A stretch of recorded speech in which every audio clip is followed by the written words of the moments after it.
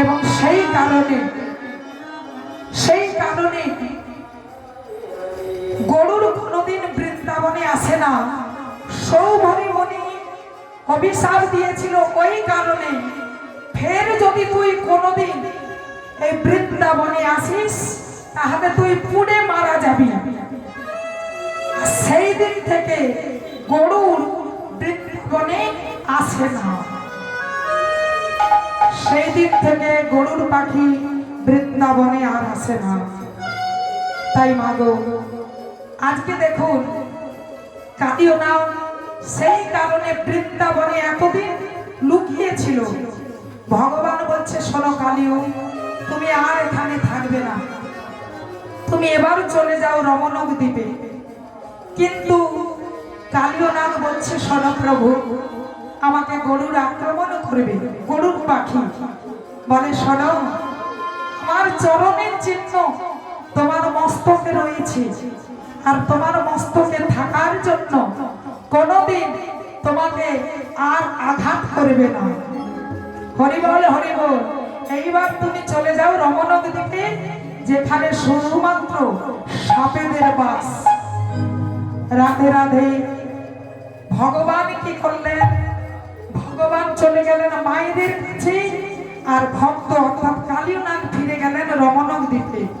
আজকে ভগবান মায়ের কোলে বসলেন, সখাগণের সাথে মায়ের কোলে ফিরে গেলেন, মায়ের কোলে বসলেন। রাধে রাধে হরিবল। আজকে আমরা সবাই মিলন পদ আস্বাদন করব। এখানে মায়ের কোলে ভগবানকে রেখে দিয়ে আজকে আমরা সবাই একত্রে বলবো হরে কৃষ্ণ কৃষ্ণ কৃষ্ণ কৃষ্ণ হরে হরে হরে হরে হরে রাম হরে রাম রাম রাম হরে হরে।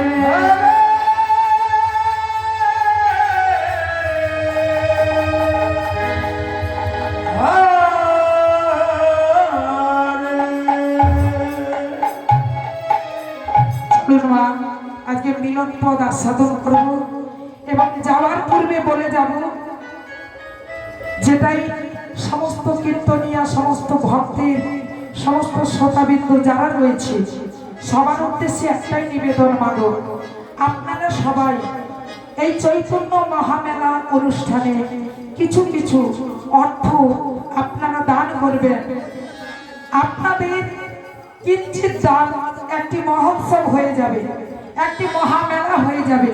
তাই আপনারা এই দানটি করতে কখনো ভুলবেন না। আপনাদের এই দান কখনো বিফলে যাবে না। নিতাই গৌর প্রেমানন্দে হরি হরি বল।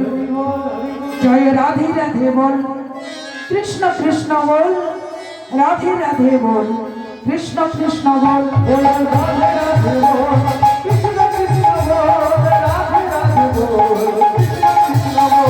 রাধে রাধে বল, কৃষ্ণ কৃষ্ণ বল, রাধে রাধে বল, কৃষ্ণ কৃষ্ণ বল, রাধে রাধে বল, কৃষ্ণ কৃষ্ণ বল, রাধে রাধে বল, কৃষ্ণ কৃষ্ণ বল, শিবচৈতের বল, নিত্যানন্দের বল, রাধে রাধে বল, কৃষ্ণ কৃষ্ণ বল।